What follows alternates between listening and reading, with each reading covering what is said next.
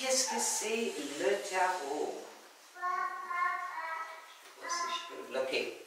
Donc le tarot, c'est un jeu qui existe depuis 600 ans. C'est très vieux et il consiste de deux parties. Vous avez l'arcane majeur et l'arcane mineur. Dans l'arcane majeur, vous avez 22 cartes qui s'appellent en anglais les trumps et je pense en français c'est les atouts. Et vous avez aussi 56 cartes qui sont les arcanes mineurs qui s'appellent les pipes. Et ceux-ci comprennent 4 couleurs qu'on voit dans nos jeux des cartes normales. Vous avez les épées qui représentent nos intellects, les coupes qui représentent nos cœurs, les bâtons qui représentent nos actions ou intentions, et les disques qui représentent notre travail. Et en fait, chaque couleur est représentée aussi par un élément. Les épées, c'est l'air, les coupes sont l'eau, les bâtons sont du feu, et les disques sont la terre. Et la terre est l'accumulation de les premières trois. Parce que dans la terre, on a les trois éléments. On a l'air, on a le feu et on a l'eau. Pareil, dans notre travail, on a nos intellects, nos émotions et nos actions qui comprennent notre travail. Pour les arcanes majeurs, l'arcane mineur, il représente nos vies quotidiennes. Par contre, l'arcane majeur représente le voyage de notre âme. Et les premières cartes qui sont arrivées sans titre, sans numérotation et sans guide. Donc c'est un grand mystère. Qu'est-ce que c'est ces cartes? Et on va regarder un peu les astuces qui expliquent le système de cette carte. Donc, une façon on peut comprendre le sens de ces cartes, c'est on peut regarder les autres cartes de spéculation morale qui sont venues aussi dans le XVe siècle, comme les triomphis ou le tarocchi. Parce que ces cartes-là, ils étaient numérotées et ils ont eu les titres. Et on retrouve beaucoup de les mêmes cartes qu'on a dans le tarot, on les retrouve dans les triomphis et les tarocchi. Et ils étaient souvent représentés par les mythes païens.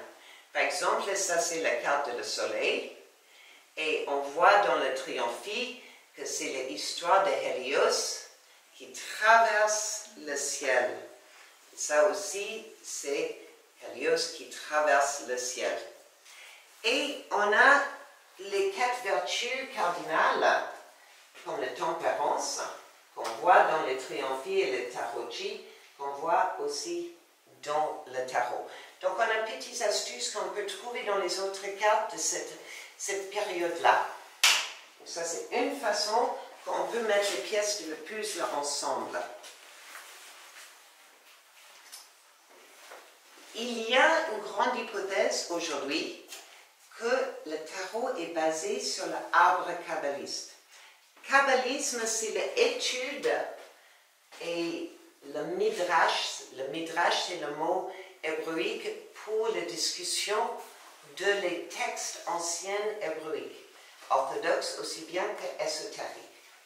Et on a un arbre qui a été fait par un monsieur qui s'appelle Moses Jacob Cordovero, qui a pris plein de différents textes de la Kabbale pour faire un arbre avec 22 chemins représentés chacun par une lettre et 10 sphères.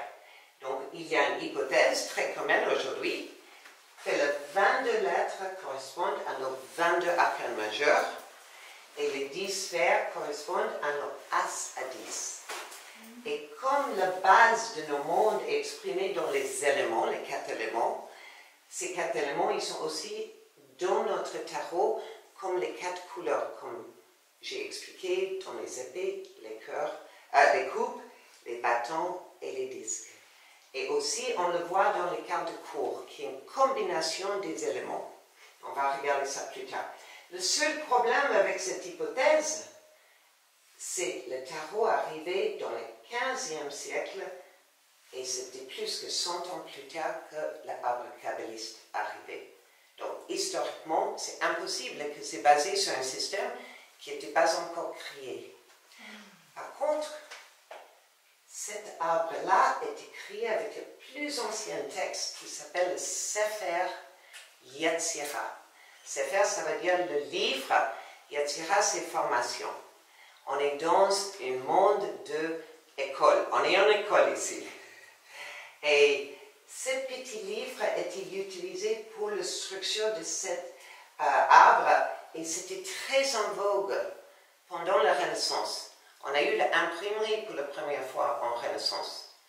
Et le Sefer Yetzirah a été traduit en latin et traduit en plusieurs langues et c'était en vogue. Donc c'est très probable que le premier auteur, il a regardé directement le Sefer Yetzirah. Dans le Sefer Yetzirah, on voit cette structure dans le premier chapitre de le Sefer Yetzirah. Il dit Dieu a créé son univers avec 3 séphirins. Séphirins, c'est livres, avec des lettres, avec des nombres et avec la communication. 10 séphirons de néant et 22 lettres fondamentales. Donc très cryptique comme idée. Et en fait, l'idée, c'est très en liaison avec le mystère grec. C'est l'idée qu'on habite dans le rêve de l'être universel. Et on est dans une mind trip. On est dans un voyage de la tête, de nos pensées. Parce qu'on pense avec quoi? Les mots. Et les mots sont construits avec les lettres. Donc, toutes nos pensées viennent de ces 22 lettres en hébraïque ou 24 dans notre alphabet. Et cette conscience, il est en train de faire les cycles de temps qui est décrit par les numéros. Parce qu'on décrit le temps avec les nombres. Hier, j'étais avec vous à 3 heures. Demain, je serai avec vous à 3 heures. Mais si je suis un être universel, je suis chaque ici, chaque là-bas, chaque vous, chaque moi. Donc c'est une illusion qu'il y a l'espace. Mais cet être universel est dans le mystère et en train de faire une expérience de conscience, en train de faire cette illusion de traverser le temps. Et c'est la base de cette idée de la Sefer Yetzirah. Et aussi l'arbre kabbalistique dans un sens. Donc, cet être universel a qu'une âme. On lit dans le Sefer Yetzirah qu'il n'existe qu'une âme pour tout ce qui a été créé et tout ce qui sera créé. Qu'il n'y a qu'une âme dans une rêve de multiplicité. Et ces 22 lettres, ils sont divisés en 3, 7 et 12. Toute la cosmogonie commence avec 3 lettres mama, 7 lettres doubles et 12 lettres simples. Et chaque de ces 22 lettres décrit un aspect de le temps, l'espace et l'âme. Par exemple, les 3 lettres mama dans l'espace, c'est les éléments. En fait, il y a 3 paires. Il y a feu, l'eau, air, terre, l'esprit et les ciels.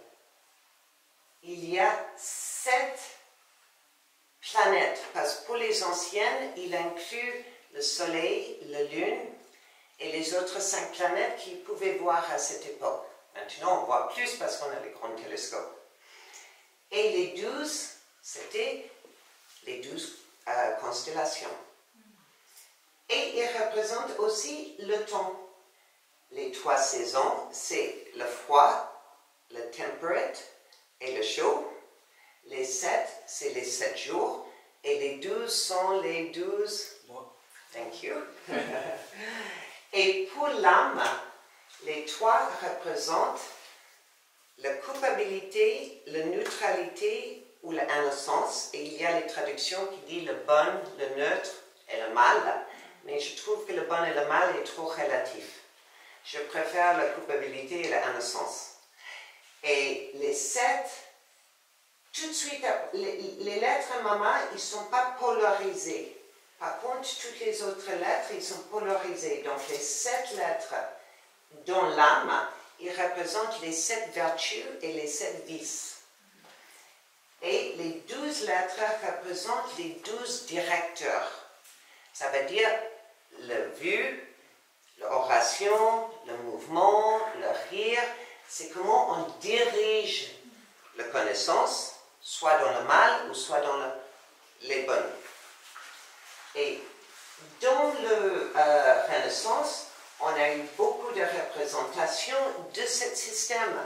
On voit l'être universel qui s'appelait Adam Kadmon, qui construit de les 7 planètes et les 12 constellations.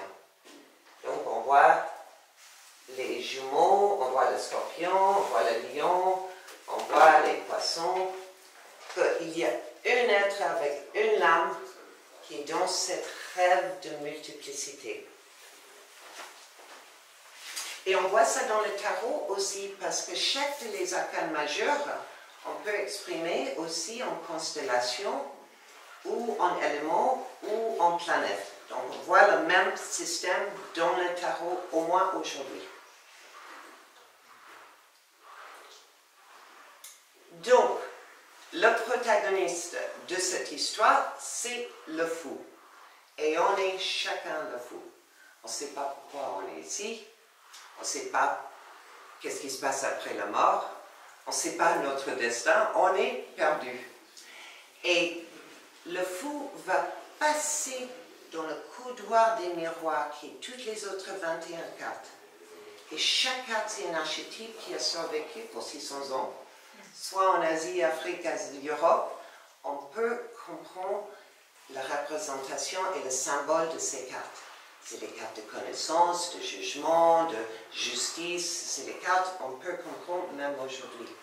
Et dans ces différents états de notre voyage vers la source. C'est une idée, on trouve dans le néoplatonisme, qui était très populaire dans la Renaissance, que l'être est perdu, mais on va faire un voyage de retour vers la source.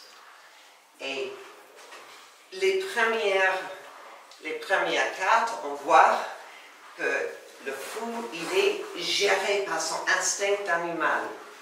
Il n'a pas encore la conscience qui est libérée dans l'esprit. Et l'idée de le fou était très très populaire dans la Renaissance. Ça, c'est une illustration d'un livre très populaire qui a été traduit en plusieurs langues et par une Allemande qui s'appelle Stefan Brandt. Et ce livre s'appelle Le bateau des fous. Et c'est 113 chapitres et chaque chapitre c'est un autre fou. Donc vous avez le prêtre hypocrite, le marchand qui avarise, vous avez chaque chapitre c'est un autre fou qui représente nos états de humanité. Et on voit le même type des oreilles de Anne. Voilà, dans les premières cartes de le fou. Donc c'est vraiment l'état, la première carte qui va faire le voyage qui commence vraiment dans l'obscurité. Donc, pour l'influence hébraïque, parce qu'on a parlé de la Sefer Yetzirah qui est judéique, on a eu énormément d'influx des communautés juives qui sont venues d'Espagne sur la Renaissance. À la fin du XIVe siècle, on a eu un massacre des Juifs et en 1415, il y a eu un décret qui a expulsé les centaines de milliers des Juifs et ils ont émigré à le bassin méditerranéen et beaucoup sont venus en Italie. L'Italie était un endroit qui était, les gens sentis en sécurité parce qu'il y a eu déjà une grande communauté et aussi une grande communauté de kabbalistes. Et on peut lire par Moshe Idel la traduction de certains écrits de Abulafia, de l'hébreu au latin par Flavius Mithradat, a été l'un des facteurs les plus importants dans l'influence de la Kabbale extatique sur la Renaissance italienne. Donc on a eu déjà cet monsieur Abulafia dans le XIIe siècle qui a eu une école de kabbalisme. Donc comme les Juifs étaient expulsés, ils ont retrouvé un peu leur communauté en Italie. Et le tarot a commencé en Italie. Donc, toutes ces influences dans la Renaissance étaient diffusées par l'imprimerie. On a commencé l'imprimerie dans la Renaissance, dans le XVe siècle. Et donc, tout à coup, les gens qui ont eu assez d'argent et assez d'éducation pour lire, ils pouvaient voir que le mysticisme grec, le mysticisme islamique, le mysticisme chrétien, égyptien et hébraïque a parlé de la même chose. Un peu comme on parle de l'ennui. On a la ramen en Japon et la spaghetti en Italie, mais c'est l'ennui. Donc c'était la même idée. Et cette idée que tout le monde parle de la même chose s'appelait la prisca theologia, la pristine et première théologie. Et c'était cette idée qu'on n'a qu'un être qui représente nous tous. Et bien sûr, après, bon, on a eu les guerres de religion et cette idée a été jetée. Parce que tout le monde dit non, c'est mon Dieu, non, non, c'est mon Dieu. Mais il y a un être qui dépasse même masculin et féminin. C'est un être qui comprit tout. Et c'était les herméticistes qui ont produit les cartes. Donc, il faut regarder à la pensée hermétique pour comprendre les cartes. Parce que, comme on n'a pas le guide, on peut juste regarder les pensées des herméticistes. Excusez-moi. Donc, à partir de... dans le XVe siècle, peut-être vous connaissez un monsieur qui s'appelle Pico della Mirandolo. Et lui était considéré le père de le kabbalisme chrétien, aussi bien que le père de le kabbalisme ésotérique. Au début, c'était le même. Mais avec les siècles, c'est vraiment séparé. Parce que les ésotériques, ils sont venus plus vers les Égyptiens et les Grecs. Et les chrétiens, ils sont restés dans les chrétiens. Mais au début, c'était dans la même école. Et il a écrit un livre qui s'appelle 900 Conclusiones, qui parlait de platonisme, néoplatonisme, aristotélisme, le mysticisme égyptien, islamique et kabbaliste. Mais le pape a brûlé tous ses livres. Mais il n'était pas déçu parce qu'il a fait un nouveau livre qui s'appelle la Bibliothèque Kabbalistica, qui a influencé les autres mystiques pour les siècles. Donc il a une très forte influence sur la pensée de occulte. Et une chose que les mysticistes, les herméticistes et les mystiques parlent, ils étaient très figés par la numérologie. Et il y a les numéros les plus importants, c'était le 1, le 3, le 7 et le 12. Le 1, on peut parler de la première idée dans les Grecs qui parlait de l'importance de le numéro 1 avec Pythagore, qui était 6e siècle avant l'Acromène. C'est en même temps que le Torah a été écrit. Donc c'est très très vieux. Et il parlait de le fait que l'ineffable, le omniprésent être qui est rien, parce que tout vient de le rien, à devenir quelque chose. Et ce point était représenté par un point qui s'appelle le monade. Le monade, c'est le point de potentiel de tout ce qu'on est. Et tout ce qui est venu de cette monade à devenir le corps de la monade. Ça veut dire que même s'il y a une multiplicité, on est tous une partie de l'un. Et on voit ça dans le Sefer Yetzirah qui dit 1 sur 3, 3 sur 7, 7 sur 12, tous sont attachés les uns aux autres, et un signe de cela est les 22 objets et un corps. Donc c'est exactement le même philosophe.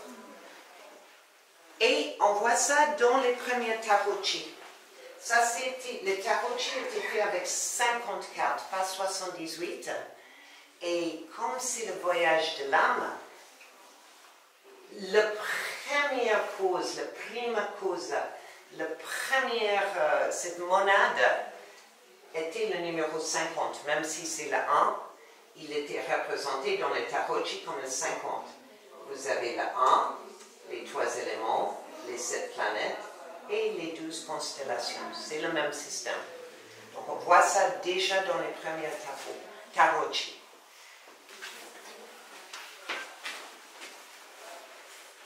Le 3 était très important aussi. Il était souvent représenté par les herméticistes, comme dans le triomphe hermétique, dans cette image, avec ce qu'on connaît aujourd'hui comme le caducée de Hermès.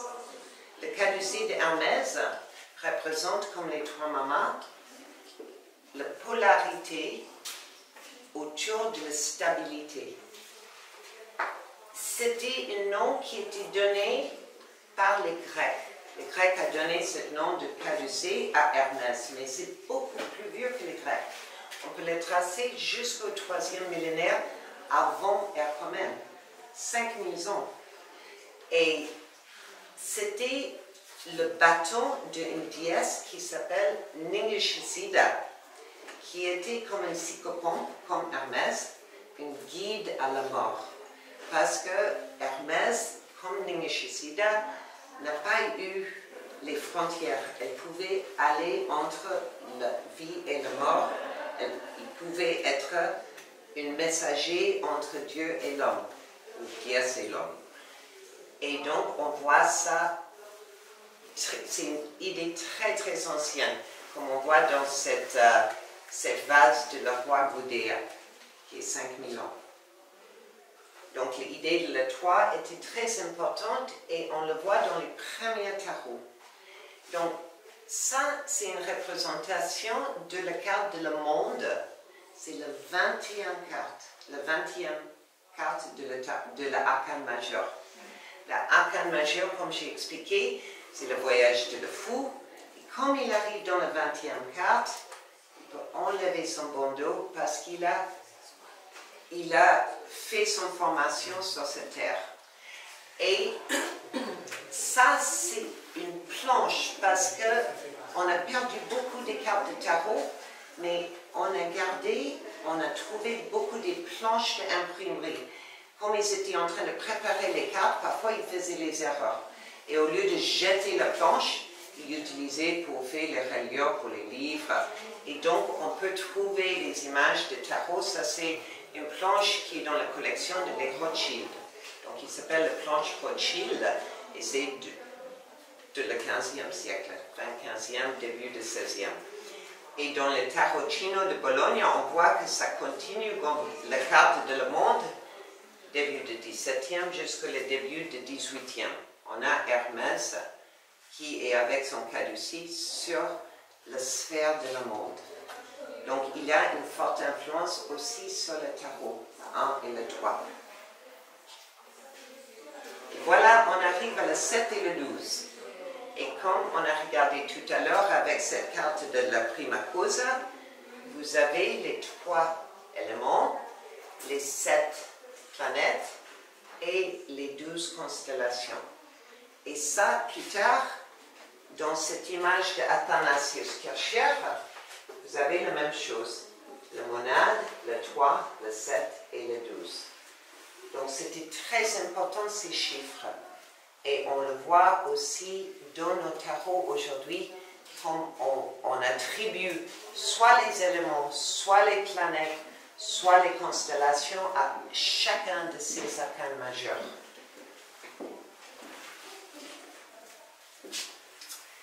C'est lui qui sont introduits nos premières cartes, probablement, parce qu'il y a un petit débat si ce n'était pas un plus ancien deck, mais ça qui est accepté aujourd'hui, c'est les premières cartes étaient introduites par les Visconti, spécialement Bianca Maria Visconti, qui était la duchesse de Milan et son mari Francesco Sforza, qui était le duc de Milan. Et elle était une enfant illégitime de le duc, mais le duc a lui aimé beaucoup et elle était éduquée dans le humanisme. Donc elle a eu déjà une idée beaucoup plus ouverte que dans la religion et l'Église. Et probablement la raison qu'elle n'a pas mis les titres ni les numérotations, les guides, c'est parce que son famille a eu des siècles d'excommunication avec l'Église. Ils n'étaient pas du tout populaires et son arrière-grand-mère était brûlée à vif par le pape au cause elle était une papesse pour un groupe des femmes qui ont eu une révérence sur une femme qui s'appelle Guglielmo. Guglielmo était une femme qui était née sur un jour auspicieuse. Elle a fait les miracles, elle a soigné les gens qui n'étaient pas soignables normalement. Et donc, elle a eu toute une suivi des gens. Et l'arrière-grand-mère de Bianca Maria Visconti a pris cette carte qui, dans les années 66, une femme qui s'appelle Gertrude Mauchly a reconnu que les habits qu'elle porte étaient les habits de Guglielmo. Donc c'était son façon de dire, bon, je vais donner révérence à ma arrière-grand-mère qui était brûlée à vif. Et elle a continué, comme elle était beaucoup plus puissante que sa grand-mère, parce qu'elle était duchesse, elle a effectué des visites fréquentes, elle a donné l'argent à l'abbesse de Guglielmos. Les Guglielmi, c'est difficile ça.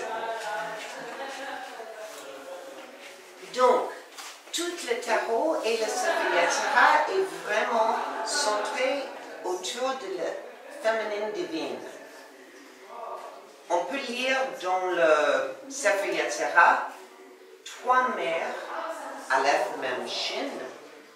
De ces 3 pères sont nés. Donc, il faut se souvenir que les 3 mamans, c'est les premiers points de conscience. Aleph, c'est le monade. Aleph, c'est la conscience principale. Et de cette neutralité, vous avez le bon et le mal, ou la culpabilité et l'innocence. Et Aleph, c'est la neutralité, Mem, c'est l'innocence, et Shin, c'est la culpabilité. Dans le Xe siècle, il y a un rabbin qui a changé. Comme Mem est le créatrix, elle a dit, non, Mem, c'est le mauvais, et Shin, c'est le bon. Donc, il a inversé les choses. Mais en tradition, Mem, c'est le bon, et Shin, c'est le mal. Et donc, ces consciences, c'est le rêveur. Et les papas sont le rêve. Sans rêve, vous n'avez pas un rêveur. Sans rêveur, vous n'avez pas le rêve. Donc, les deux sont absolument nécessaires. C'est une paire. Ces 3 mamans, Aleph, Mem, Shin, 6 doubles et 12 simples sont les 22 lettres qui ont formé Yod He Vav He. Donc, toutes les lettres sont féminines dans ce système. Et toutes les manifestations, les papas et les autres, sont masculins. 3 pères et leurs progéniteurs, 7 soumetteurs et leurs hôtes, 12 frontières diagonales. Une preuve de ceci, des témoins de confiance sont l'univers, les constellations par exemple pour les 12, l'année, les 12 mois, et l'âme, les 12 directeurs, les 7 étoiles.